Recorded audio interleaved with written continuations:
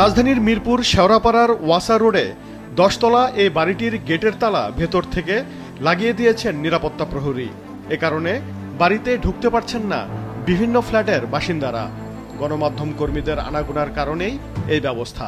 এই ভবনেরই 9ম তলাতে সপরিবারে থাকতেন পিএসসির সাবেক গাড়ি চালক আবেদ আলী। এই ভবনেরই বিভিন্ন ফ্লোরে রয়েছে আবেদ আলীর 5টি ফ্ল্যাট। 5টা ফ্ল্যাটের দাপটে এখানে ত্রিকাই যাইতো না, 12 আছে কিনা এটা খুঁজলি পাওয়া যাবে। এই একটা পর একটা গাড়ি পাল্টাই নিয়ে আসতো, গাড়িতে টাক লাগবো, গাড়ি সরা, ভ্যান গাড়ি দূরে সর। শুধু ওয়াসা রোডেই নয়, মিরপুরের মধ্যপীরের বাগ এলাকা সহ রাজধানীর অনেক এলাকায় নামে বেনামে আবেদ আলীর রয়েছে ফ্ল্যাট, জমি, বিভিন্ন মার্কেটে দোকান। এ তো গেল ঢাকার কথা। তার নিজ এলাকা মাদারীপুরের ডাসারে তিনি রীতিমতো জমিদার। রয়েছে আধুনিক ডুপ্লেক্স বাড়ি। গত 2 বছর ধরে এলাকাবাসী তাকে দেখছেন একটু ভিন্ন রূপে। এই সময়ে গরিব দুঃখীদের দান খয়রাত বাড়িয়েছেন, লাগিয়েছেন নিজের নামে নির্বাচনী পোস্টার।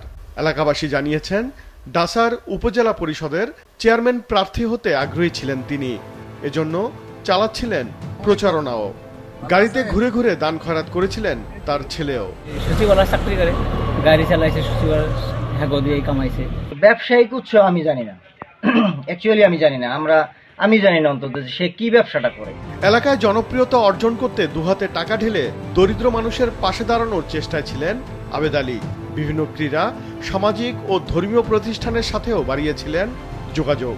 সেসব আবার ভিডিও করে নিজেই প্রচার করেছিলেন সামাজিক যোগাযোগ মাধ্যমে। শেখ মুজিবুর রহমানের শাহাদাত বার্ষিকী উপলক্ষে আমার ছেলে যে মাদ্রাসা ছাত্র এলাকাবাসী রেখা হয়েছে, আমার খুব আনন্দ লাগে। আমি ক্ষুদ্র জায়গা থেকে আমি আসলে বিশ্বাস করি রাজনীতি মানেই হচ্ছে মানুষের জন্য কিছু করা।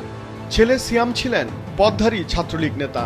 পিতা পুত্র দুজন মিলেই বিভিন্ন অনুষ্ঠানে দিতেন বক্তব্য। চেয়ারম্যান হওয়ার দৌড়ে অনেকটাই এগিয়ে ছিলেন আবেদ আলী, এমনটাই মনে করেন স্থানীয়রা। আমি ঘুমাইছিল ফুটপাতে। আবেদ আলী নিজের জীবনের নানা কল্পিত কাহিনী বলতেন বক্তব্যে, তুলে ধরতেন নিজের কথিত সংগ্রামী জীবনের কথা। দাবি করতেন সৎভাবে পরিশ্রম করে কুলি থেকে কোটিপতি হয়েছেন তিনি। আমি হাজি মানুষ, আমি একসাথে টাইম দিয়ে গেলাম। গত 5ই জুলাই বাংলাদেশ রেলওয়ের এক নিয়োগ পরীক্ষার প্রশ্নপত্র ফাঁসের অভিযোগে গত সোমবার রাজধানীর শেওড়াপাড়ার বাসা থেকে ছেলেসহ আবেদ আলীকে গ্রেফতার করে সিআইডি।